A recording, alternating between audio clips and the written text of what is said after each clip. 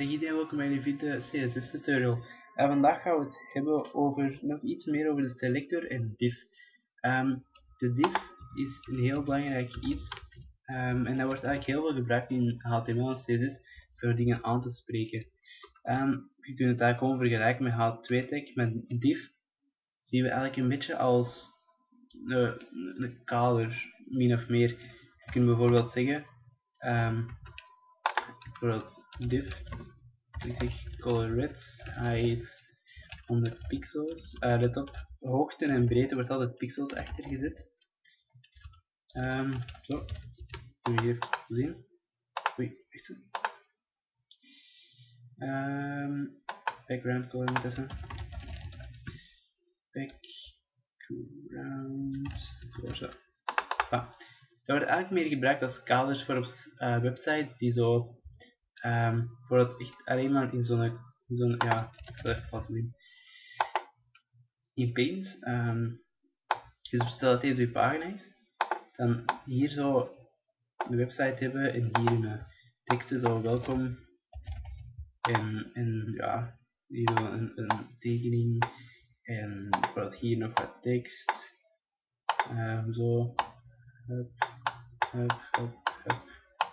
en nog wat, deze is dan de pagina en bijvoorbeeld deze is een background color van de website, zoiets ongeveer gaan we ook leren maken en deze is allemaal met divs.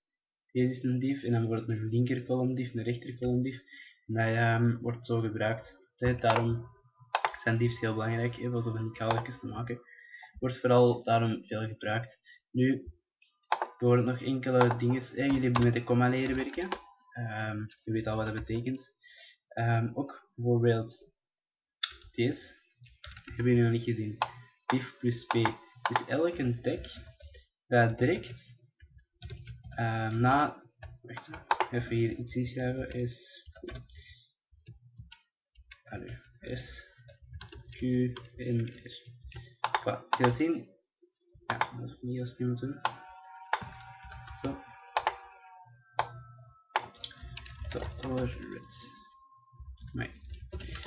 Voilà. Nu, wat gaat deze doen? Je zegt, elke paragraph die direct na een div komt verandert. Dus in dit geval gaat de Q veranderen van kleur. Je hebt nog wel van die dingen. Dus ik denk dat deze voor deze tutorial is niet zo heel veel speciaal, maar een beetje meer over de selector en div. Ja, dan zal ik het hierbij laten en zeker in het volgende tutorial kijken, want dat wordt zeker heel interessant. Oké, salut!